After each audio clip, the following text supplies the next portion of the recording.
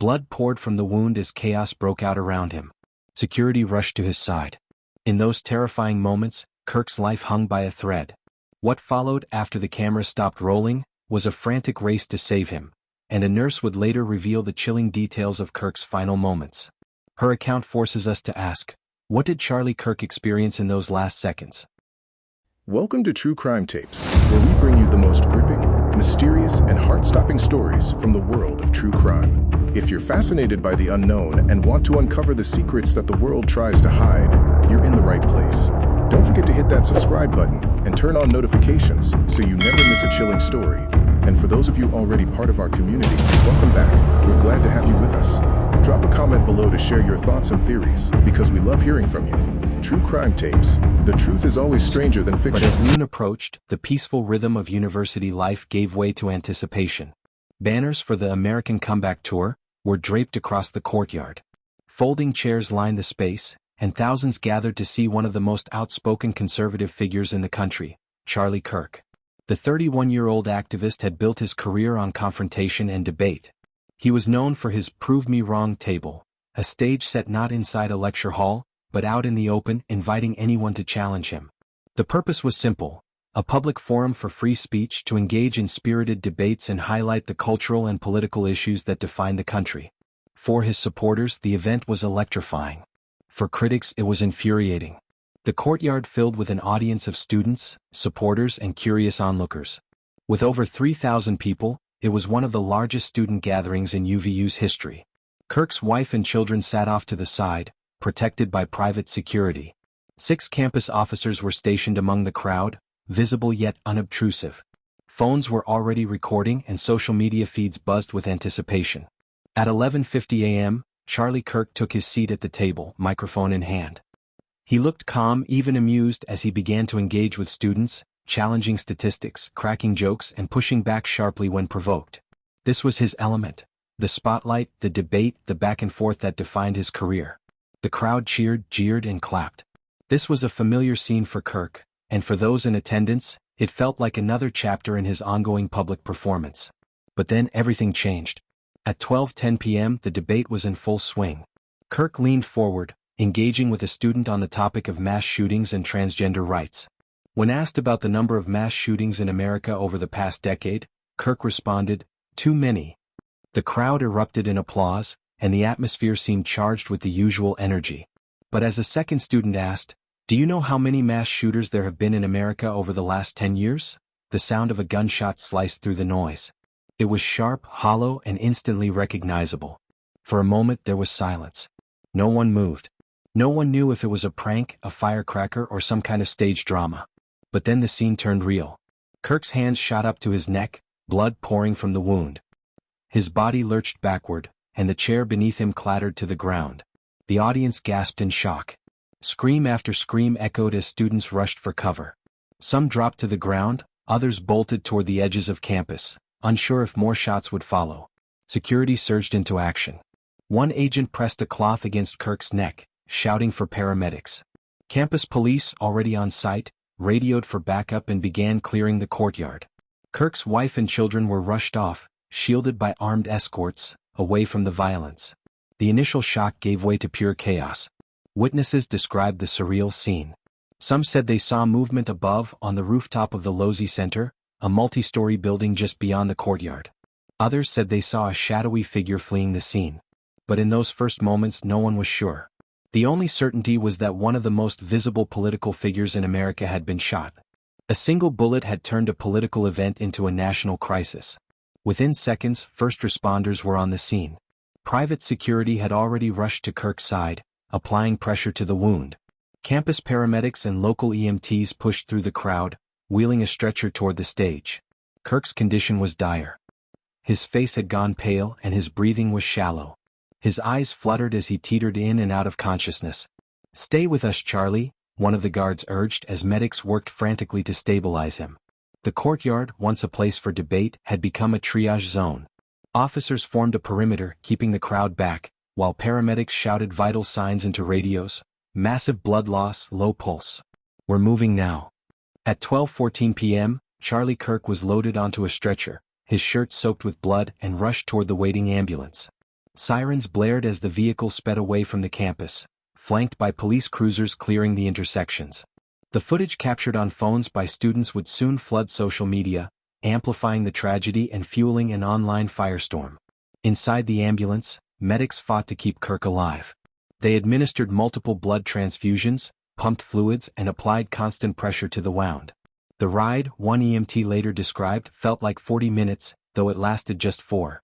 At 12:18 p.m., the ambulance screeched into Utah Valley Regional Medical Center. The trauma team had been alerted and was ready. Kirk's body, still limp and weak, was rushed through the doors as the medical team went into action. His vitals were unstable and time was of the essence. Nurses, surgeons, and technicians worked together, securing his airway with a breathing tube, desperately trying to stem the bleeding. One nurse recalled the scene as controlled chaos.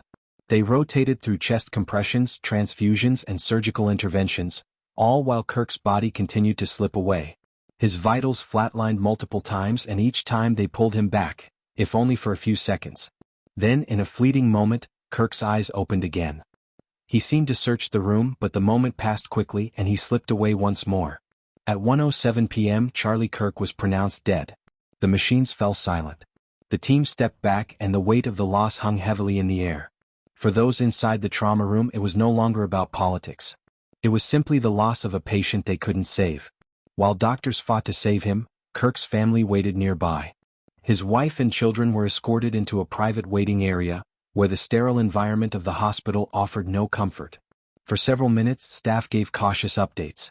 Charlie was still alive and medical teams were working to stabilize him. But as time passed, the language shifted. Words like critical and unstable replaced the early reassurances. Hope began to fade, replaced by a sinking realization that the situation was dire. The presence of security guards underscored the seriousness of the event. Reporters had already gathered outside, and the news of the shooting was spreading rapidly across social media.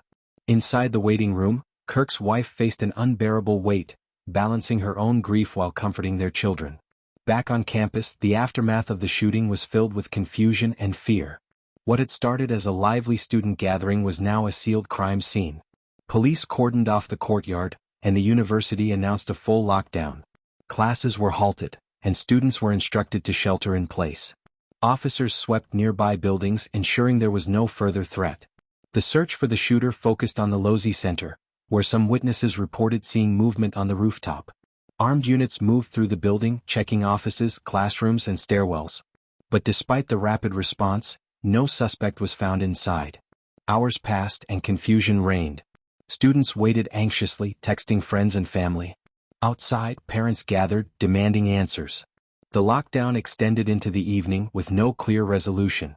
As the investigation into the shooting unfolded, it became clear that authorities were struggling to piece together the events.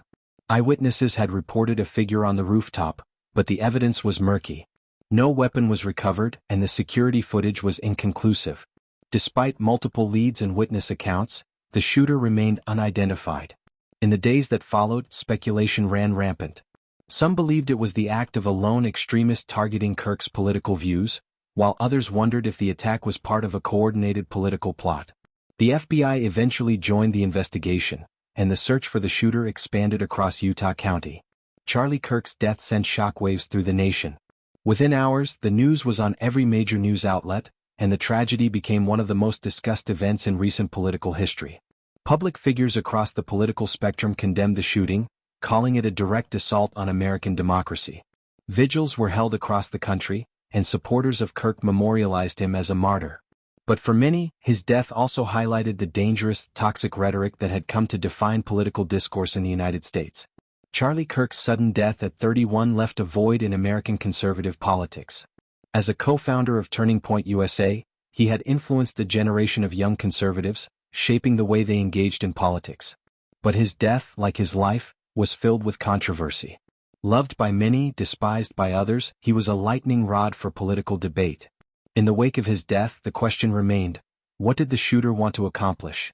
Was this an act of political violence, or was it something more? The investigation may never answer all the questions, but for Utah Valley University and the nation, the memory of that day, of the shooting, the chaos, and the loss, will never fade. The day that began like any other on a university campus turned into a tragedy that shook the nation. Charlie Kirk's life may have been cut short, but his legacy, polarizing, contentious, and enduring, will remain a defining chapter in the story of American politics.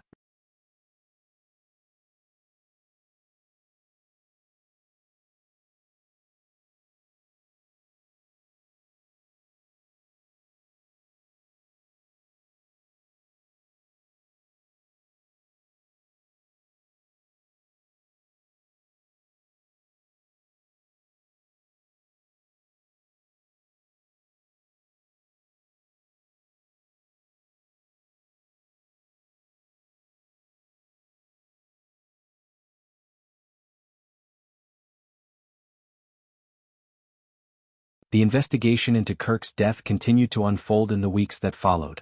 Authorities were left with more questions than answers. Who was the rooftop gunman? Why was Kirk targeted? And why, despite dozens of witnesses and video footage, had no suspect been captured? For Utah Valley University, the campus would never be the same. The shooting had left deep scars, both physically and emotionally, on the students and faculty who had been present.